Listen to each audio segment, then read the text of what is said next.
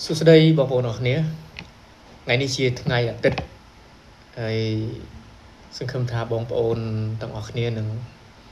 រីករាយជាមួយក្រុមគ្រួសារក៏ដូចជាធ្វើដំណើរកម្សាន្តទៅទីកន្លែងផ្សេងដើម្បីរីករាយនៅចុងសប្តាហ៍នេះហើយឆ្លៀតពេលនេះដែរខ្ញុំក៏ចង់ចែកម្លែករឿងមួយចំនួនដែលតាក់ទងទៅនឹងសុខភាពដែរសម្រាប់ពិសេសគឺសម្រាប់បងប្អូនដែលមានវ័យចាប់ពី40ឡើងទៅណាចាប់ពី30ក្រាស់40ឡើងទៅខ្ញុំគិតថាវ័យនេះគឺជាវ័យដែលយើងចាប់ផ្ដើមទ្រុឌទ្រោមហើយអញ្ចឹងខ្ញុំ recommend ឲ្យបងប្អូនថែទាំសុខភាពឲ្យបានច្រើនពីព្រោះជាវ័យដែលជំងឺចាប់ផ្ដើមសុំយើងមកនៅជាមួយឯងឬក៏អត់ចាំបាច់សុំទេជំងឺនឹងមកនៅជាមួយយើងហើយអញ្ចឹងណាអញ្ចឹងសូមបងប្អូនថែទាំសុខភាពយកចិត្តទុកដាក់មួយសុខភាពបើទោះបីជាពេលនេះម៉ោងនេះសុខភាពបងប្អូននៅរឹងមាំក៏ដោយក៏ប៉ុន្តែថ្ងៃណាមួយនៅក្នុងវ័យហ្នឹងបងប្អូននឹងជួបបញ្ហាសុខភាព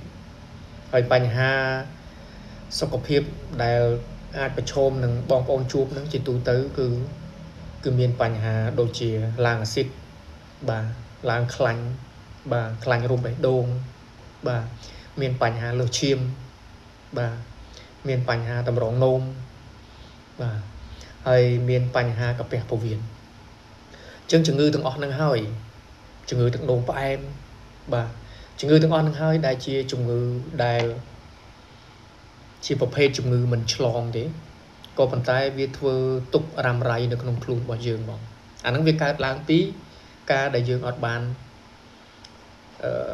ខ្វល់ខ្វាយពីវាបារម្ភពីវាហើយគិតថាខ្លួនយើងហ្នឹងគឺនៅតែរឹងមាំរហូតបាទអញ្ចឹងយើងញ៉ាំអាហារយើងមិនសូវគិតគូរថាតើអាហារហ្នឹងល្អសម្រាប់យើងញ៉ាំទេសម្រាប់សុខភាពយើងទេគឺយើងអត់សូវខ្វល់ខ្វាយរឿងហ្នឹងទេយើងញ៉ាំទឹកក៏មិនបានគ្រប់គ្រាន់បាទយើងគេងក៏មិនបានគ្រប់គ្រាន់បាទហើយយើងមិនសូវខ្វល់ខ្វាយយើងញ៉ាំស្រាច្រើនយើងចូលកម្មវិធីច្រើនអាទាំងអស់ហ្នឹងហើយចឹងនៅពេលដែលវាចាប់ផ្ដើមសម្រុកគឺវាសម្រុកនៅវ័យ40ឆ្នាំហ្នឹង30ក្រាស់ឬក៏40ជាងហ្នឹងអញ្ចឹងជាបទពិសោធន៍ហើយក៏ជាការសំណូមពរដល់បងប្អូនអរគ្នាដែរថាចាប់ពីម៉ោងនេះទៅចាប់ពីថ្ងៃនេះទៅចាប់ពីវ័យនេះទៅបងប្អូនគួរតែចាប់ផ្ដើមគិតរឿងសុខភាពហើយដើម្បីគិតរឿងសុខភាពវាមានរឿងច្រើនមែនតើប៉ុន្តែខ្ញុំចង់ណែនាំបងប្អូនឲ្យចាប់ផ្ដើមញ៉ាំទឹកខាន់ហ្គែនបាទទឹកខាន់ហ្គែនគឺជាទឹកដែលល្អបំផុតតែបងប្អូនតែគួរញ៉ាំសម្រាប់សុខភាពពីព្រោះទឹកនេះគឺវាជួយដកជាតិពុលបានល្អហើយវាធ្វើឲ្យប្រព័ន្ធនៅក្នុងរាងកាយប្រព័ន្ធការពាររាងកាយរបស់យើងរឹងមាំមានន័យថាវា boost immune system របស់យើងនៅក្នុងខ្លួនហ្នឹងបាទហើយវាធ្វើឲ្យក្នុងខ្លួនយើងមានអាកម្លាំងអាចការពារជំងឺមហារីកបានហើយទឹកនេះគឺល្អបំផុតបាទវាជ្រាបចូលទៅក្នុងខ្លួនយើងបានលឿនវាជ្រាបចូលទៅក្នុងសរសៃសសូមយើងបានលឿនហើយវាអាចមានសមត្ថភាពនៅក្នុងការរុញខ្លាញ់អាក្រក់ចេញពីខ្លួនយើងបានទៀតអញ្ចឹងបងប្អូនអាយុប៉ុណ្ណេះហើយម៉ោងនេះហើយបងប្អូនគួរតែចាប់ផ្ដើមគិតអំពីសុខភាពដោយការចាប់ផ្ដើមញ៉ាំទឹកខាន់ហ្គែនហើយទឹកខាន់ហ្គែននេះដែរគឺជាទឹក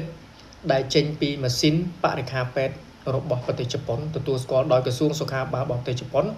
ហើយទទួលបាននៅមេដាយមាសពីសហរដ្ឋអាមេរិកទៀតផង